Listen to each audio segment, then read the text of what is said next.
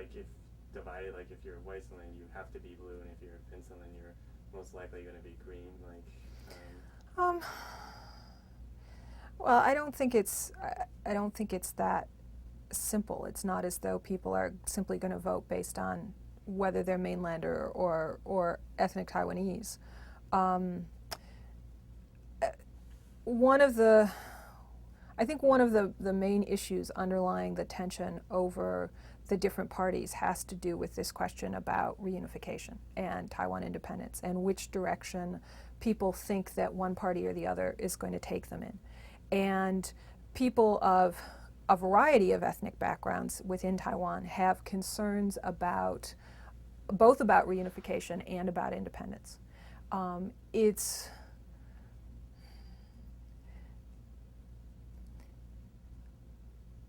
usually portrayed that mainlanders have this preference for wanting to be reunified, and I think that's also not entirely fair. I know in the late 1980s, when people who are mainlander, who either themselves as children or their parents or grandparents came to Taiwan between 45 and 49, when they were finally allowed to return and see relatives there in the late 80s. A lot of them went back, saw people, and were shocked at the differences that they experienced between the People's Republic of China and what life was like there, from what both they remembered from China and what they had experienced in the meantime in Taiwan. And quite a number of them came back and said, you know, I'm not Chinese, I'm from Taiwan. They at that point in time, not very many of them were willing to say I'm Taiwanese, but they affiliated themselves very strongly with being from Taiwan. Yet at the same time, there is, I think, and I think this was reflected in the 90s, where there was this growing Taiwan national identity movement, where the new Taiwanese was going to include mainlanders and Hoklo and Hakka and even Aborigines, all in this new form of Taiwanese. And you saw mainlanders like Li Denghui and others coming into that and talking about it and getting lots of support at various kinds of political rallies.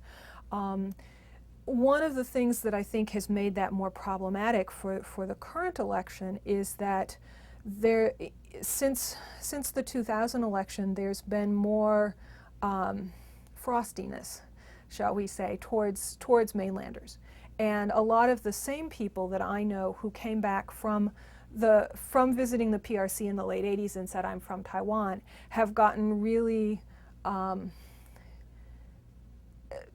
have found it very difficult that in the last five years or more, they've always had to justify themselves that they do think they're from Taiwan, that people from within Taiwan question their allegiance to Taiwan simply because they're mainlander.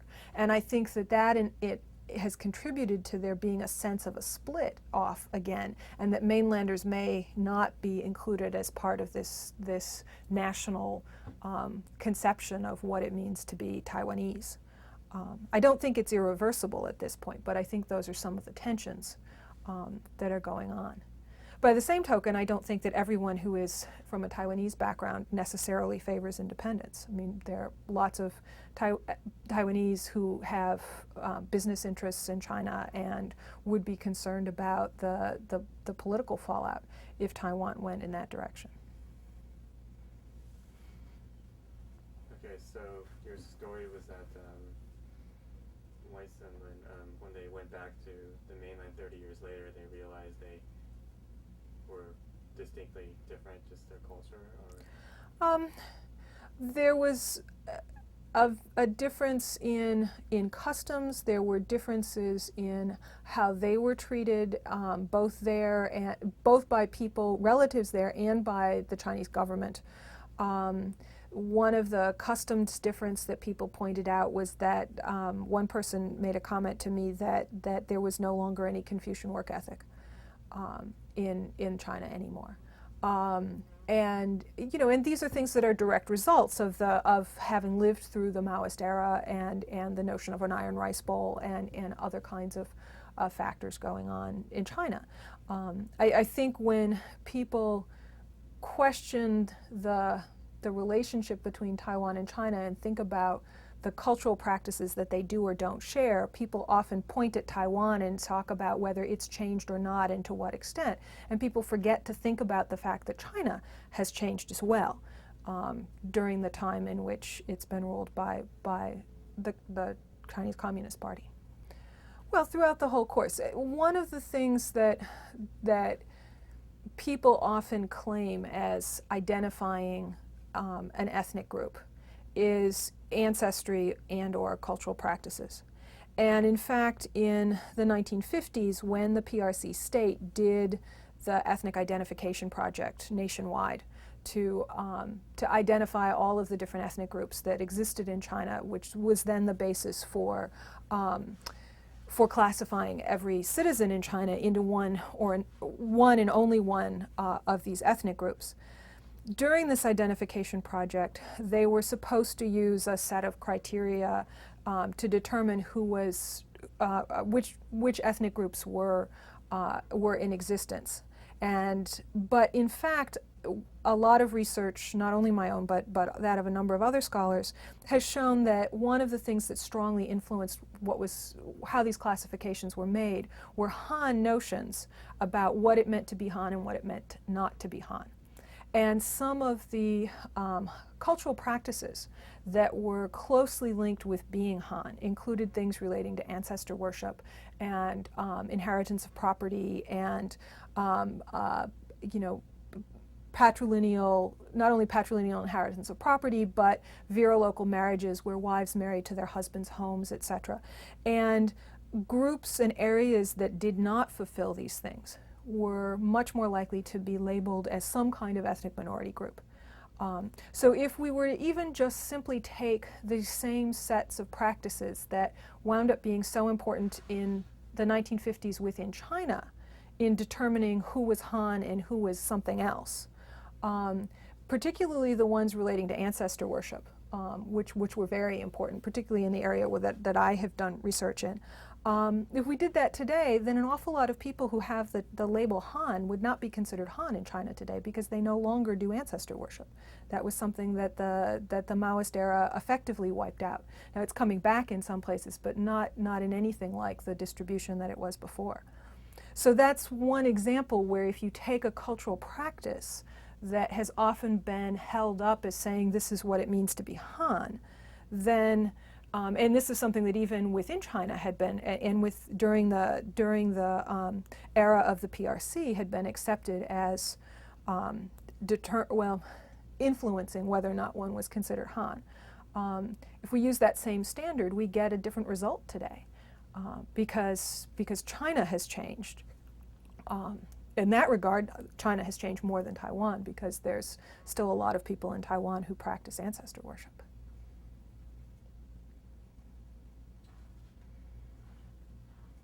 Okay, so would you, I guess, how many ethnicities would you consider there to be in Taiwan right now? Oh, boy. Simplified. The simplified version. Okay. Well, there's a number of distinct mountain Aborigine peoples. Excuse me. Several, so I won't go into the specific ones of those. There are Plains Aborigine peoples who have started to claim that heritage, and some of them with specific tribal names since the mid-90s. And then there are the Han groups. And within the Han groups, I would say that there are three. That there are mainlanders, that there are Hoklo, who are Minnan or Taiwanese speaking, Hololang, and Hakka. That those would be the main categories of ethnic groups.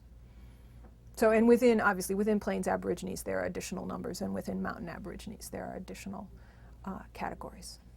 Okay. I've read that the Hakka and Aborigines tend to support the pan-blue cap currently. Can you explain why that is?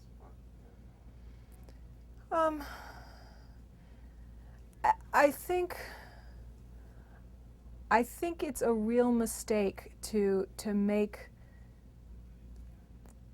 the assumption that somebody's ethnic category in Taiwan is going to tell you which political party they support. Both the Hakka and the Mountain Aboriginal peoples are relatively small in numbers in comparison to the other groups, and less so with the Hakka, the Mountain Aborigines being the smallest group. And so, people may have a perception that the whole group does one thing or another, but I think it's a mistake to assume that ethnicity equals how people are going to vote. So given that the Taiwanese welcomed the KMT at first, when would you say this Taiwanese ethnicity or nationality, when exactly do you think it started? Like, your claim is that it's based on political and social treatment. So, Mm-hmm. like, when do you theorize it really started? Okay. Well, one of the things that I think the use of the term Taiwanese gets confusing because it shifts a lot into which set of people are being talked about, both depending on the context and the time period you're talking about. Taiwanese during the martial law period included both Hoklo and Hakka. And it basically was Benshengren, right? It was everyone who had been in Taiwan or their parents had been in Taiwan when the nationalists arrived in 45, or everyone Han who had been in that category. But sometimes the term Taiwanese is also used to refer strictly to the Hoklo, the Minnan speakers whose language is sometimes also called Taiwanese. So sometimes it excludes Hakka and sometimes it doesn't. But prior to 1945, when Taiwan was a colony of Japan, there's a growing body of research that suggests that people who were there at that time didn't think of themselves as Taiwanese in the sense that we later came to think of them. They were certainly from Taiwan, but they thought of themselves as Han Chinese, and very much saw themselves as accurately as being second-class citizens in Taiwan, because that was the way they were treated by the Japanese colonial government. And there was some effort to promote home rule and to try and correct some of that. They really weren't getting very far with it. So in 1945, when Taiwan was returned to Chinese rule and the nationalist army was arriving to take over that governmental role, there was actually welcoming for the nationalist soldiers and for there being Chinese rule. The people, Dan Maogui, who is a sociologist in Taiwan, has done some research on this and has suggested that people looked forward to being under Chinese rule again. Between the time of arrival in late 1945 and February of 1947, things had soured tremendously. There was a great deal of corruption. A lot of the things and the problems of corruption and soldiers stealing from ordinary people, high officials holding up soldiers' paychecks so that they could play the stock market, confiscation of private property, all of these kinds of problems that the nationalists had happened in mainland China. But in addition to that, in Taiwan, there was the contrast between the more strict kind of discipline that they had had and that soldiers had had under Japanese colonial rule. In addition, there was an added sentiment on the part of mainlanders against Taiwanese because a lot of Taiwanese men had served in the Japanese Imperial Army. Most of them not by choice. Most of them were drafted and in fact were only doing labor duty where they were porters or servants or things like that, although some of them were actually soldiers. But that added to a certain attitude on the part of the nationalists during that period, and things got very bad.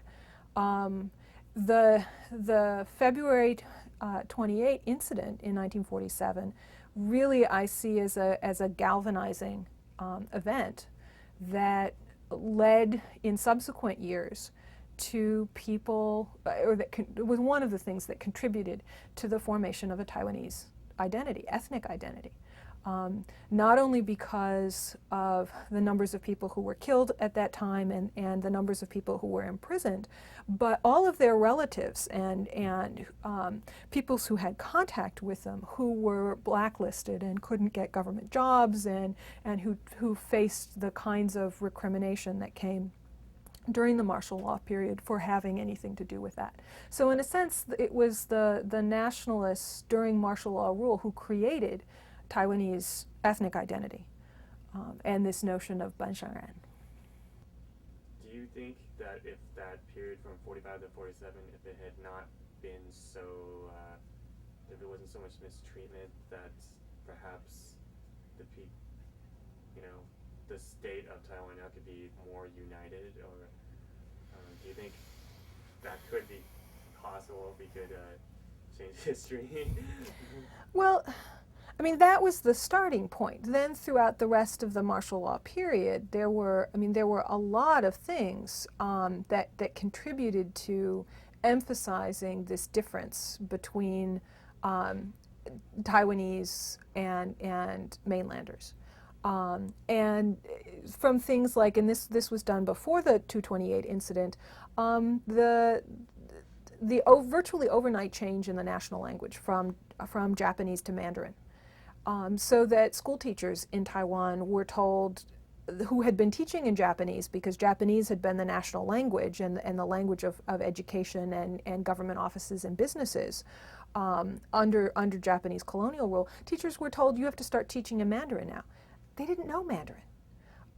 And so, school teachers, what most of them did was they taught in either Hakka or Minnan until they learned enough Mandarin to teach their classes in Mandarin.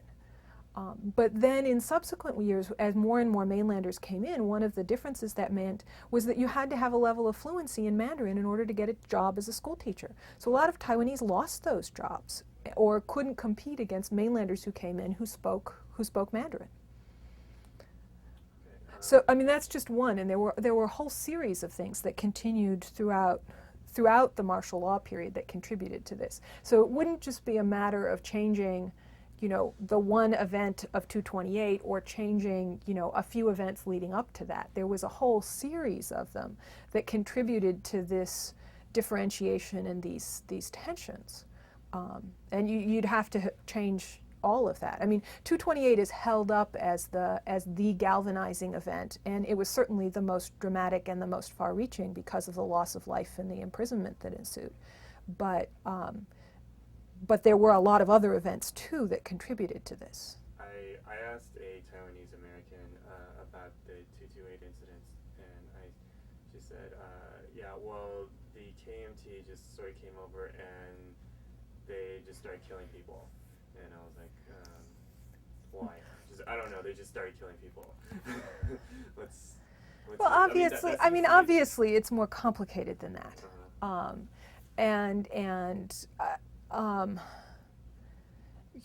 There were a series of events that made some of the things that I've talked about that made Taiwanese very unhappy with the way that they were being treated by the nationalists.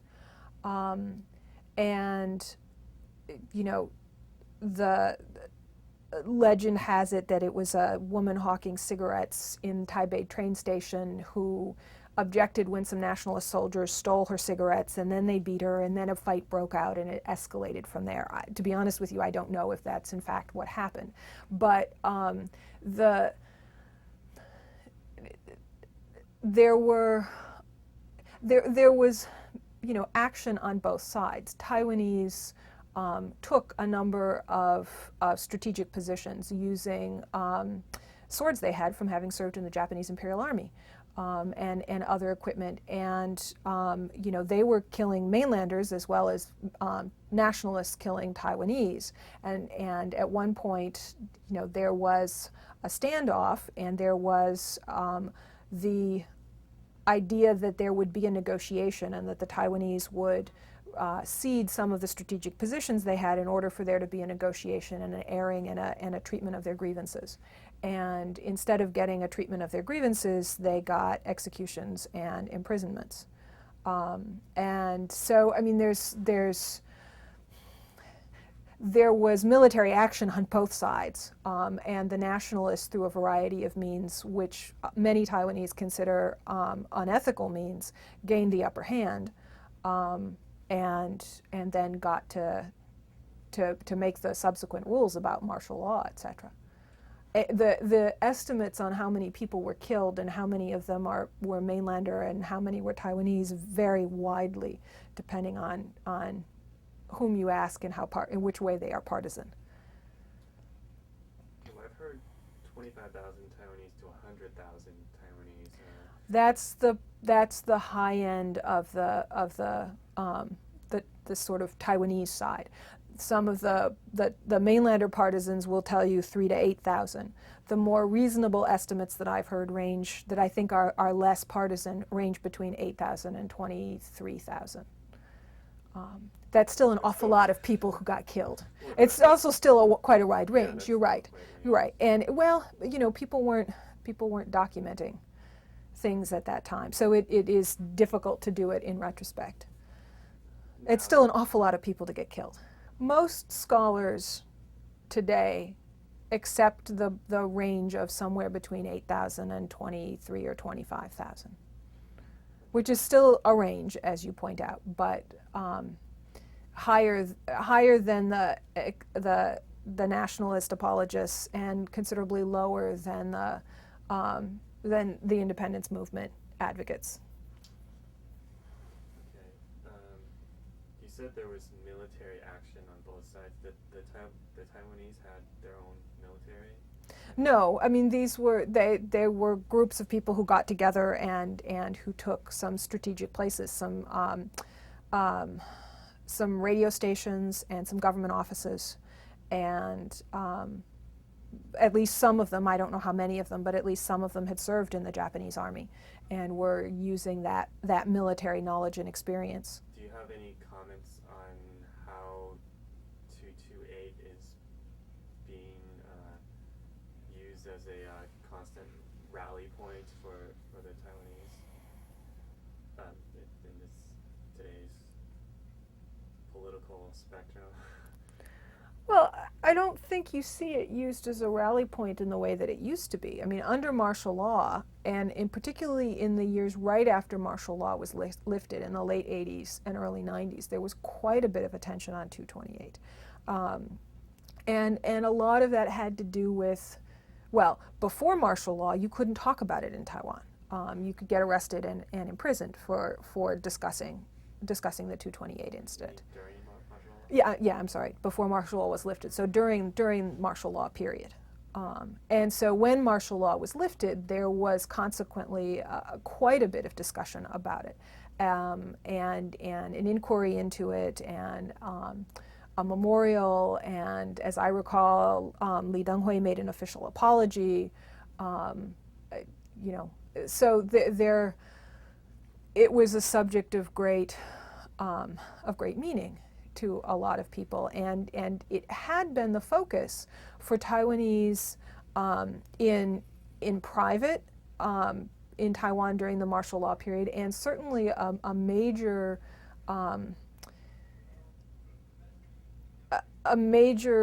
rallying point for people from Taiwan who had left Taiwan, who were working for Taiwan independence from overseas.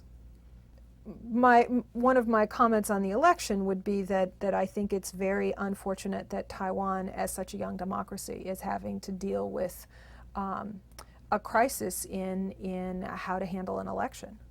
The U.S., with far more elections under its belt, had a very difficult time dealing with a similar crisis in 2000, and it's very unfortunate, I think, that Taiwan is having to wrestle with that so young in its democratic history. I think it might have been better for either one of the candidates to have won outright than to have to be dealing with this kind of a crisis. Because it seems like one side is thinking this couldn't be better, and the other side is this couldn't be worse. I am sure that supporters of Chen Shui-bian feel relieved that he was elected, but I have also spoken with some supporters of him who are concerned about the crisis around the democracy in the election. It's not good for anyone, I think, that there is some question over the legitimacy of the election and its outcome, and some question over the process. And I think that even people who may be relieved or approve of Chen having been named president, having been awarded the winning the election, however you want to phrase it, that even people who support that would agree that it's of great concern that there is so much division within Taiwan, and a lack of trust and faith in the process, because that's a huge part of democracy, is that people trust in the process. One of the things that I think that people underestimate in considering Taiwan's sense of identity, and Taiwan's sense of identity as being different than China, is the extent to which the experience of the experiences that people have had in the 20th century have made on them and their grandchildren, their children and grandchildren. And so thinking about the ways in which people who are, say, in their 20s today, and how they think of themselves as Taiwanese, the knowledge that their grandparents were in Taiwan under Japanese rule, and the information that they may have about that, about being second-class citizens to Japan, being forced into serving in the Japanese army perhaps, into other kinds of issues. Then the stories that they would have gotten from grandparents and parents about being under martial law rule, and the ways in which being Taiwanese affected that. And then for people in their 20s who would have sort of come to awareness in the times when they were seeing people come out of that and talking about 228 and talking about this pan-Taiwanese identity, a national identity of bringing in Aborigines into it, and suddenly starting to talk about having an ancestry and a cultural heritage that was not Han, but that was nevertheless considered worthy and honorable.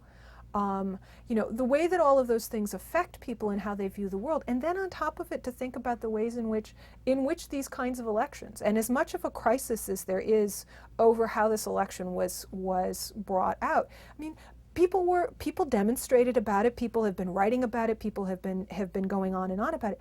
You can't do that in China. And the people who have been there know that. I mean, this is a vastly different experience than people of comparable age who have grown up in the PRC.